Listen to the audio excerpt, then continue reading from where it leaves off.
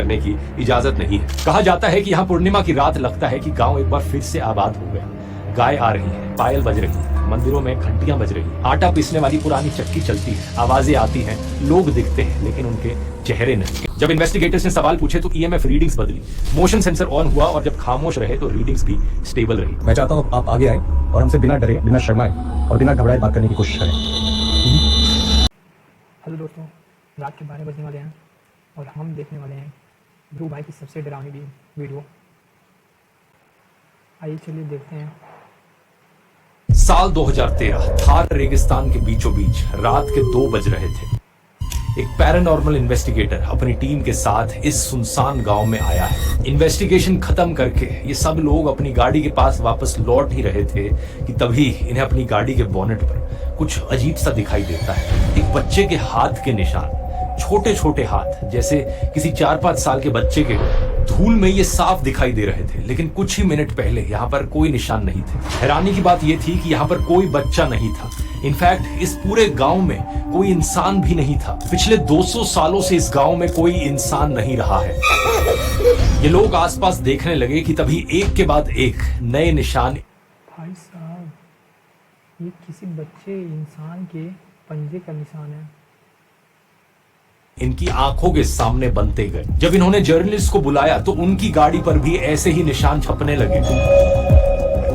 ये कोई horror movie की स्क्रिप्ट नहीं है, ये एक एक्चुअल गांव है राजस्थान के थार डेजर्ट में, जैसलमेर से सिर्फ 17 किलोमीटर दूर कुलधरा गांव। इसे इंडिया का मोस्ट हॉन्टेड विलेज कहा जाता है। इस गांव में 400 से ज्यादा घर हैं, पूरी स्ट्रीट्स बनी हुई है, मंदिर है, कुएं हैं, दीवारें हैं, दरवाजे हैं, सब कुछ है, बस इंसान नहीं है।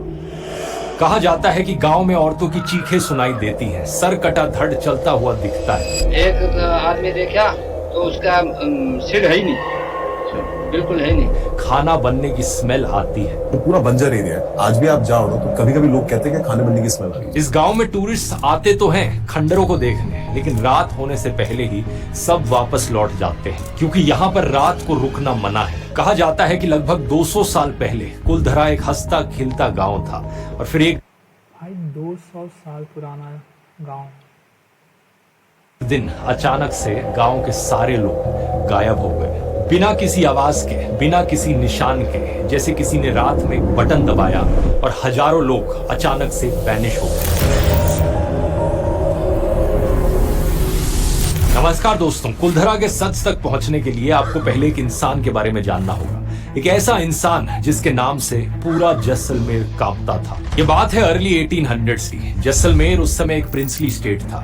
राजाओं का शासन होता था, लेकिन एक्चुअल ताकत दीवान के पास थी। Basically prime minister. दीवान मतलब एज ए प्राइम मिनिस्टर की तरह समझ लो। और जैसलमेर का दीवान उस वक्त था सालिम सिंह, बेहद क्रूर और जालिम। लेकिन सालिम सिंह हमेशा से ऐसा नहीं था।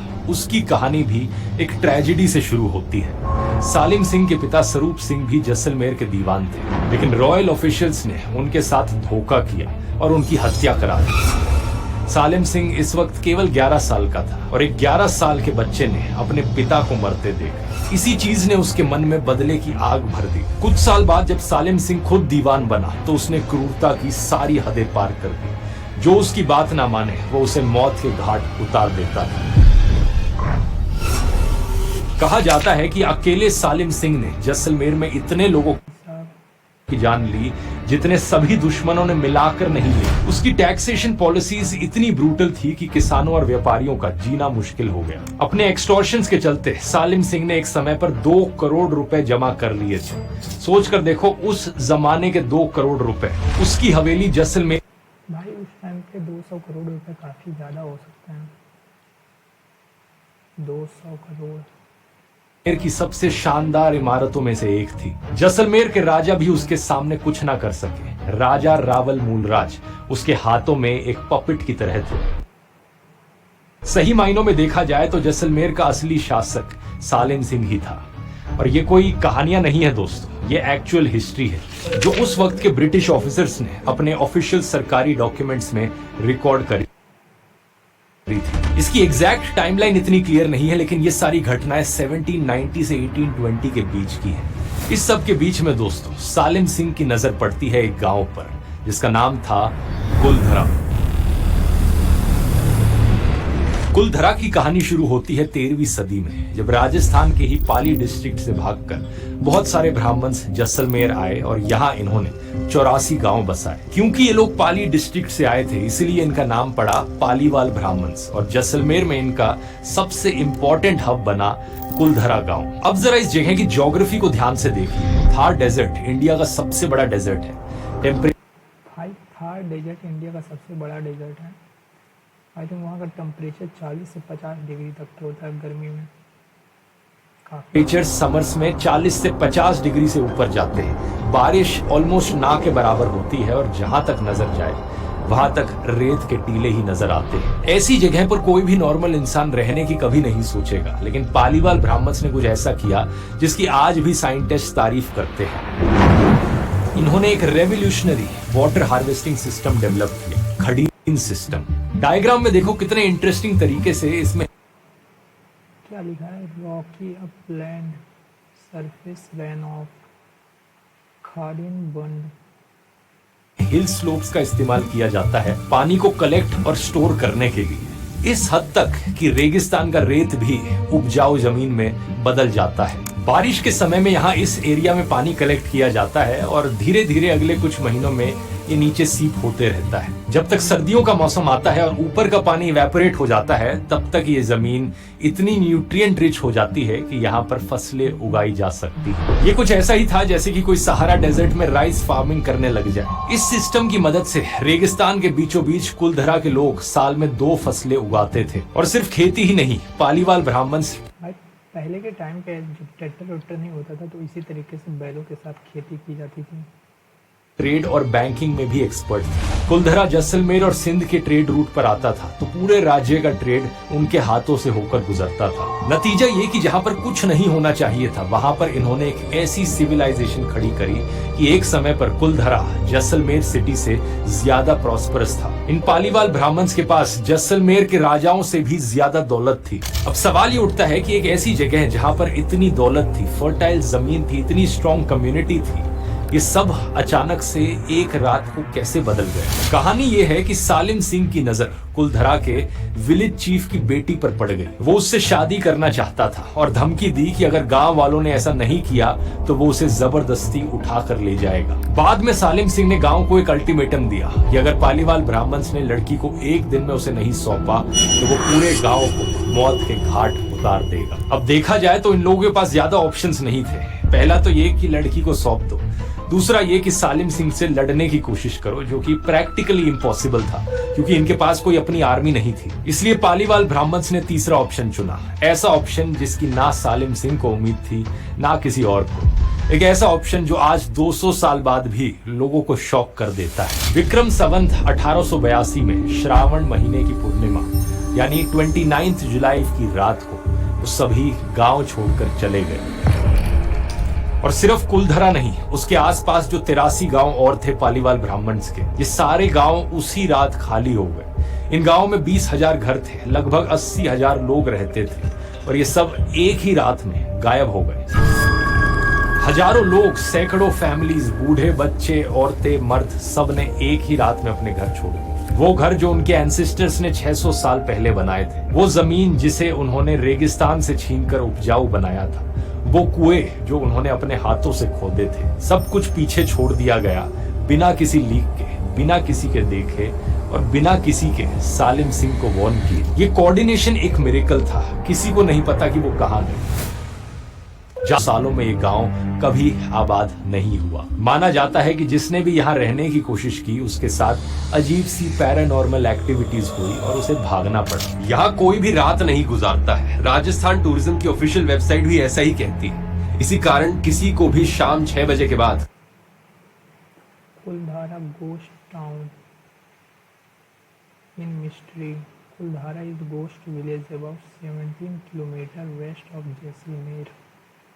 कुलधरा में प्रवेश करने की इजाजत नहीं है। कहा जाता है कि यहाँ पूर्णिमा की रात लगता है कि गांव एक बार फिर से आबाद हो गया। गाय आ रही है, पायल बज रही है, मंदिरों में घंटियां बज रही, आटा पीसने वाली पुरानी चक्की चलती है, आवाजें आती हैं, लोग दिखते हैं, लेकिन उनके चेहरे नहीं। इंडियन पैरानॉर्मल सोसाइटी के फाउंडर गौरव तिवारी कई बार अपनी टीम के साथ कुलधरा गए और जो उन्होंने एक्सपीरियंस किया वो काफी अजीब सा था। सबसे पहले टेम्परेचर में अचानक से ड्रामेटिक ड्रॉप्स रिकॉर्ड हुए। टीम के अंदर पहुंचने पर एक जगह तापमान -2 डिग्री मिला और यहाँ अनएक्सप्लेन्ड इलेक्ट्रोमैग्नेटिक फील्ड्स डिटेक्ट किए। जब इन्वेस्टिगेटर्स ने सवाल पूछे तो ईएमएफ रीडिंग्स बदली, मोशन सेंसर ऑन हुआ और जब खामोश रहे तो रीडिंग्स भी स्टेबल रही। मैं चाहता हूँ आप आगे आए और हमसे बिना डरे, बिना शर्माए और बिना घबराए बात करने की कोशिश करें।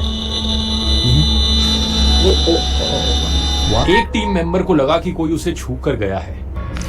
मुझे अभी थोड़ी देर पहले एहसास हुआ कि कोई मेरे आसपास मुझे छू कर गया है। कैमरे में ऑब्स दिखे ये क्या है? जिन्हें लेकर कहा गया कि ये भूत हो सकते हैं। हम वादा करते हैं आपको तंग नहीं करेंगे।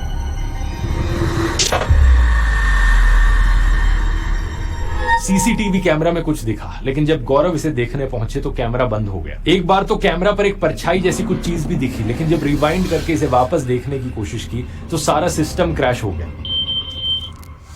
चीखने चिल्लाने की आवाजें किसी विजिबल सोर्स से नहीं आ रही थी, लेकिन ऑडियो इक्विपमेंट पर क्लियरली कैप्चर हो रही थी।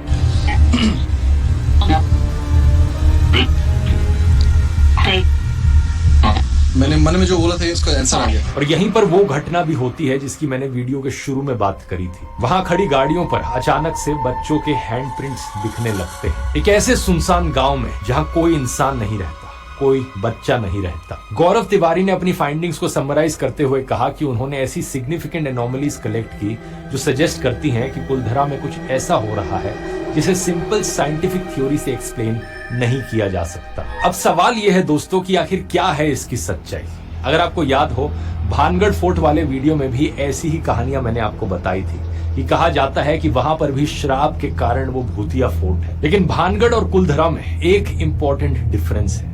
भानगढ़ की जो कहानी थी उसमें जितने भी कैरेक्टर्स निकले वो सारे फिक्शनल कैरेक्टर्स थे, असली कहानियां नहीं थी। मगर कुलधरा की कहानी में जो कैरेक्टर्स हैं वो असली हैं, उनका एक्चुअल हिस्टोरिकल रिकॉर्ड एग्जिस्ट करता है। दीवान सालिम सिंह रियल में था। गैजेटर ऑफ द जैसलमेर स्टेट में साफ लिखा है कि सालिम सिंह ने अपनी एट्रोशियस पॉलिसीज से पालीवाल ब्राह्मण्स को जैसलमेर स्टेट से भगा दिया। ये ब्रिटिश ऑफिसर्स के शब्द हैं जो उस वक्त के ऑफिशियल सरकारी डॉक्यूमेंट्स में रिकॉर्डेड है। पालीवाल ब्राह्मण्स की कहानी भी असली है, जो उन पर अत्याचार हुआ वो भी सच है। बस एक चीज है इस पूरी कहानी में जिसका कोई हिस्टोरिकल प्रूफ एग्जिस्ट नहीं करता, वो विलेज चीफ की बेटी वाली कहानी। किसी भी किताब, डॉक्यूमेंट, शिलालेख या रॉयल डिक्री में ऐसी किसी भी कहानी का जिक्र नहीं किया गया है। कहानी का ये दोस्तों आपको क्या लगता है ये सच में हो सकता है? स्पेसिफिक हिस्सा एक फोकलोर है। तो अब ये सुनकर आपके मन में सवाल उठेगा, अगर एक्चुअली में ये वाली चीज सच नहीं है तो कुलधरा के लोगों ने इस गांव को क्यों छोड़ा? क्या ये बात सच है कि एक्चुअली में वो एक रात में वहां से चले गए थे? इसे जानने से पहले हम उन चीजों को देखते हैं जो कुलधरा को इंडिया की सबसे हॉन्टेड विलेज बनाती है। जनवरी 2017 में एक peer reviewed journal current science में एक स्टडी पब्लिश हुई जिसने पूरी कहानी को ही चैलेंज कर दिया। इस स्टडी ने कुलधरा और आसपास के गांव के स्ट्रक्चर्स की एक फोरेंसिक एनालिसिस की, जो गिरी हुई छतें थी, टूटे हुए पिलर्स थे, और इन्होंने आर्ग्यू किया कि ये डैमेज पैटर्न सिर्फ अर्थक्वेक से मैच कर सकता है। और जियोलॉजिकल सर्वे ऑफ इंडिया के डेटा से भी देखने को मिलता है कि ये वाला एरिया एक्टिव फॉल्ट्स और एपिसेंटर्स के बिल्कुल पास क्लस्टर्ड है। ये सारे जो 84 गांव थे। इस स्टडी ने थियोराइज किया कि पालीवाल ब्राह्मण्स कहीं गए ही नहीं थे। अर्थक्वेक ने इन खराब तरीके से बनाए हुए घरों को तबाह कर दिया। बहुत से लोग हेवी स्टोन ब्लॉक्स के नीचे दब गए और मास एक्सोडस वाली कहानी बाद में फोकलोर में ऐड की गई। लेकिन एक साल बाद उसी जर्नल में एक रिबटल पब्लिश हुआ जिसने इस अर्थक्वेक थ्योरी को सिस्टमैटिकली तोड़कर रख दिया। इस पेपर में बताया गया कि अर्थक्वेक थ्योरी में सबसे बड़ी प्रॉब्लम यह है कि माइग्रेशन के टाइम पीरियड 1825 के आसपास कोई अर्थक्वेक रिकॉर्ड ही नहीं किया गया था। जैसलमेर में एक अर्थक्वेक 16 जून 1819 में आया था, यानी माइग्रेशन से 6 साल पहले, और अगला वाला 4 अप्रैल 1905 में आया, माइग्रेशन के 80 साल बाद। तो अगर 4 अप्रैल 1905 अर्थक्वेक से लोग मरे, तो ये अर्थक्वेक आया कब? दूसरा, अगर अर्थक्वेक आया था तो आसपास के नॉन पालीवाल गांव को भी डैमेज होना चाहिए था, लेकिन किसी भी नेबरिंग विलेज में ऐसा डेविस्टेशन रिपोर्ट नहीं किया गया है। अर्थक्वेक्स कभी सेलेक्टिव नहीं होते कि इसका असर इसी गांव पर पड़ेगा, औरों पर नहीं होगा। तीसरा और सबसे ज्यादा कन्विंसिंग आर्गुमेंट ये है कि कुलधरा की दीवारें आज भी एक दूसरे के कांटेक्ट में हैं। अगर इतना भयानक अर्थक्वेक सही में आया होता तो इन दीवारों में क्रैक्स दिखते, गैप्स बनते, लेकिन ये दीवारें आज भी अलाइंड हैं। इस पेपर ने कंक्लूड किया कि अर्थक्वेक्स ने बाद में स्ट्रक्चर्स को जरूर डैमेज किया होगा, लेकिन अचानक से लोगों का गांव छोड़कर जाना, उसके पीछे वजह अर्थक्वेक्स नहीं हो सकते। तो सवाल यह है कि फिर आखिर क्या था कारण? यहाँ पर एक ऐसा फैक्टर है जिस पर ऑलमोस्ट सब एग्री करते हैं, वाटर क्राइसिस। कुलधरा की प्रॉस्पेरिटी की फाउंडेशन थी पानी। रेगिस्तान में फार्मिंग, ट्रेड, बैंकिंग, ये सब इसीलिए पॉसिबल था क्योंकि पालीवाल ब्राह्मण्स ने पानी का जुगाड़ कर लिया था। लेकिन सच बात ये थी दोस्तों कि इतना सोफिस्टिकेटेड सिस्टम बनाने के बावजूद भी ये सिस्टम अल्टीमेटली मॉनसून में हो रही बारिश पर डिपेंड करता था, और थार डेजर्ट में रेनफॉल हमेशा से अनप्रेडिक्टेबल रही है। कुलधरा के पास बहने वाली एक काक नदी है, उस पर लगभग 300 साल पहले ही बांध बना दिया गया था, जिससे वो धीरे धीरे सूख गए। एनजीओ जैसलमेर विकास समिति के सेक्रेटरी प्रकाश व्यास के मुताबिक यही एक बड़ा कारण हो सकता है कि लोगों ने ये जगह क्यों छोड़ी। जब तक नदी थी तब तक ग्राउंड वाटर रिचार्ज होता रहा था, कुएं भरते रहे थे, लेकिन जैसे ही नदी सूख गई तो सब गायब हो गया। अलीगढ़ मुस्लिम यूनिवर्सिटी के प्रोफेसर सैयद अली नदीम रिजावी की रिसर्च बताती है कि 1815 तक कुलधरा के ज्यादातर कुएं सूख चुके थे। कुएं सूखने की वजह से खेती इम्पॉसिबल होती जा रही थी, और इसी वक्त पर सिक्योरिटी की कमी के कारण ट्रेड भी बंद हो चुका था। इसकी वजह से कमाई के सोर्सेज भी कम हो रहे थे, और इस सिचुएशन में कुलधरा, जो जैसलमेर से भी ज्यादा वेल्दी था,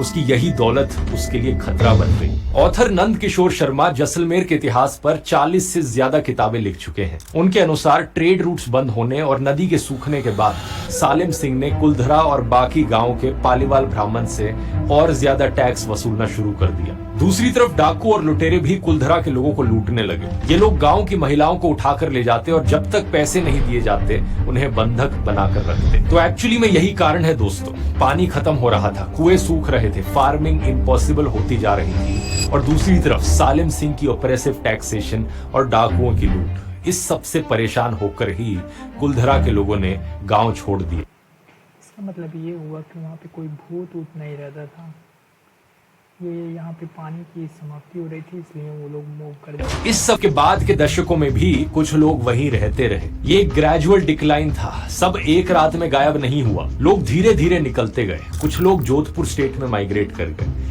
जोधपुर उस वक्त सालिम सिंह के इन्फ्लुएंस एरिया से बाहर था। कुछ लोग उत्तराखंड और बिहार की तरफ चले गए, और जिन गांव में जाकर ये बसे, आज के दिन उसकी भी पहचान है हमारे पास। ये सिर्फ और सिर्फ बेहतर जिंदगी की तलाश में वहां से निकले थे। अब आप पूछोगे कि अगर ये सब सच है तो फिर उन भूतों की कहानियों का क्या? उसका जवाब भी दोस्तों काफी सिंपल है और काफी ह्यूमन है, कंफर्मेशन बायस। ये चीज मैंने आपको भानगढ़ फोर्ट वाले वीडियो में बताई थी। जिन जगहों को पहले से हॉन्टेड माना जाता है, उन जगहों के बारे में आप जितना पढ़ते हो, आपके मन में पहले ही एक कंफर्मेशन बायस बैठ जाता है।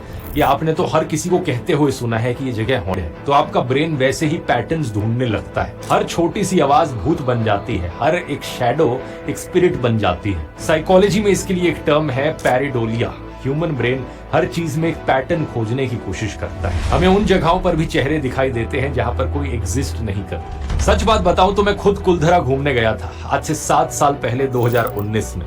स्क्रीन पर आप फोटोज देख सकते हो। लेकिन जाने से पहले मुझे ये नहीं पता था कि लोग इस जगह को हॉन्टेड मानते हैं। इनफैक्ट इसे इंडिया की सबसे ज्यादा हॉन्टेड विलेज कहा जाता है। तो मेरे मन में इस चीज को लेकर कोई कंफर्मेशन बायस भी नहीं था। तो जाहिर सी बात है, मैंने कोई भी ऐसी चीज नोटिस नहीं करी जो अनयूजुअल हो या भूतिया लगे। हो सकता है मैंने भी परछाइयां और अजीब सी आवाजें सुनी हो, लेकिन मेरे ब्रेन ने उसे हॉन्टेड से कनेक्ट नहीं किया।